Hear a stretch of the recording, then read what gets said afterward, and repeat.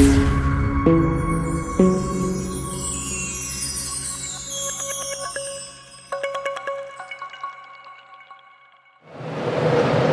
everyone, I'm Alan Mishkulnik. Welcome back to my YouTube channel.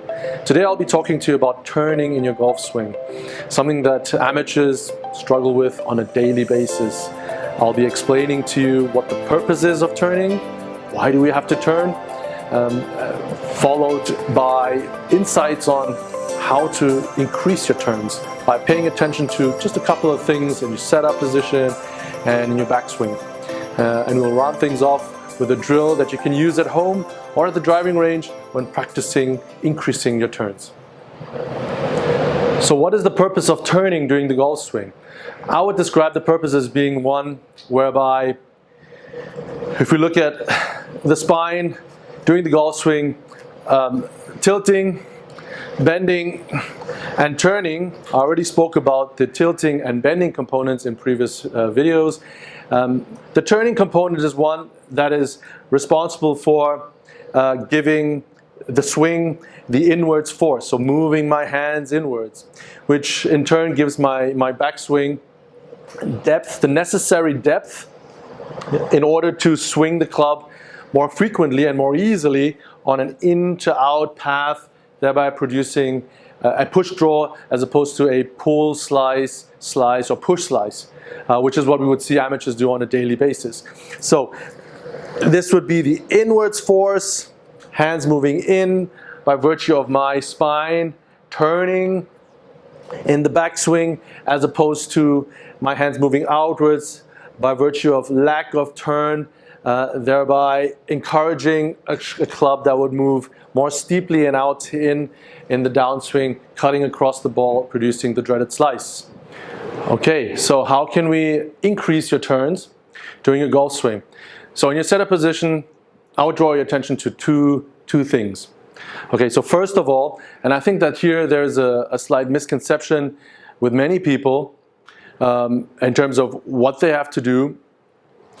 So in your setup position, I would strongly recommend that you flare your feet 20 to 30 degrees is what we recommend, but flare your feet slightly outwards. We do see many amateurs keeping their feet very straight. We recommend flaring the feet because you see many professionals do the same, because it allows your hips to tilt and turn and extend more easily. Now during your golf swing, you will see the professionals turn their spine, turn their shoulders 89 degrees on average, and their hips 44 degrees on average. So if your hips are restricted, and I would encourage everybody watching this video just to try this out.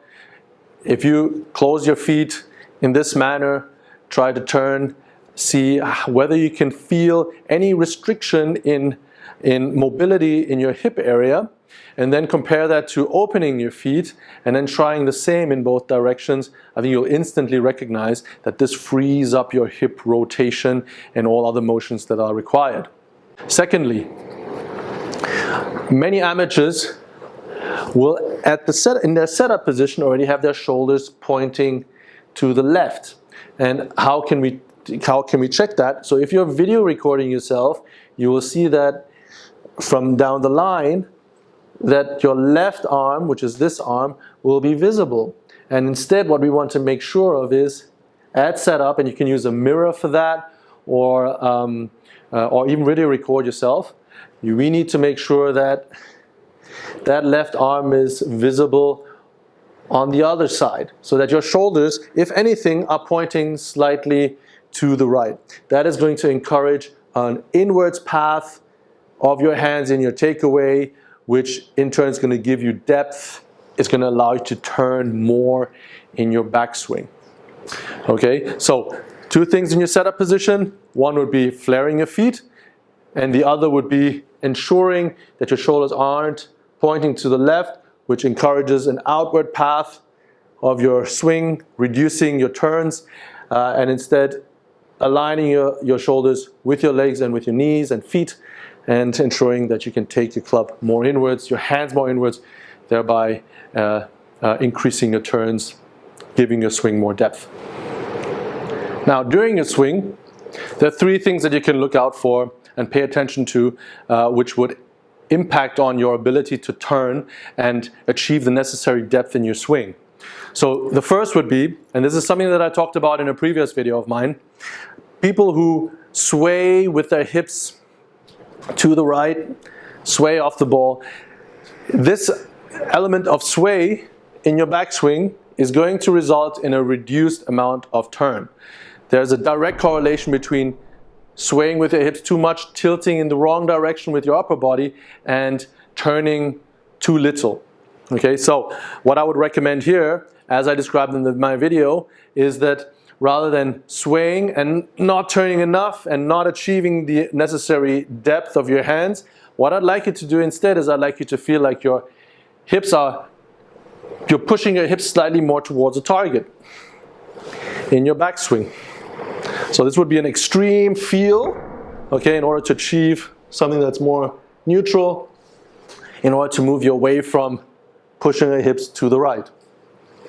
Now, the second thing to look out for is that we see many amateurs trying to turn in forward bend. So they'll stay in forward bend in their backswing. Often that's accompanied by also a bending of their arms. Now, if they turn in forward bend, they're not going to turn very much.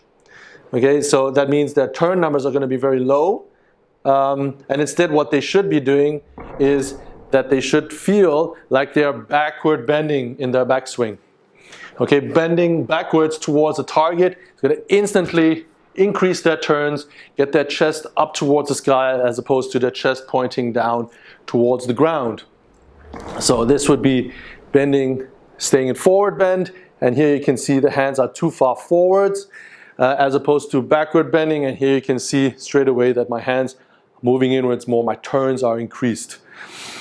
Right, now the final piece to look out for in your backswing, which could impact on your ability to turn in the right amount, would be the misconception that your legs should stay flexed the entire time.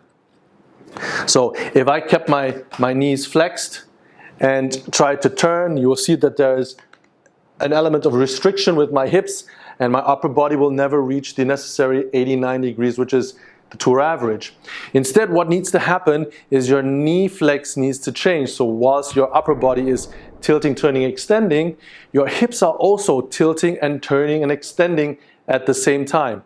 So that means that your right hip is moving back and up, thereby straightening, not entirely, but straightening that right leg. Your left hip is moving forwards and down, and thereby encouraging an increased flex of your lead leg. So there's a change in knee flex that is required in order to help assist your hips in tilting, turning, and extending, but in this instance, turning more and giving you the necessary depth, giving you the necessary turn. All right, everyone. So let's talk about knee flex change. How can you practice or at least acquire the correct feel for changing knee flex? So if we assumed or if we imagined that we were bent forward and we were operating a chainsaw, all right, and we were trying to pull and get that chainsaw started, you will see very clearly that while I'm pulling in order to start the chainsaw, I'm extending my right side, my legs are changing their flex, my right hip is going up, and that's how I'd like you to imagine carrying out your backswing as opposed to staying in flexion and squatting in your backswing. So it would be operating a chainsaw, pulling, changing your knee flex, and that is how I'd like you to carry out your backswing in order to increase your turns, give your swing more depth, get your hands moving more inwards. I hope you enjoyed this video.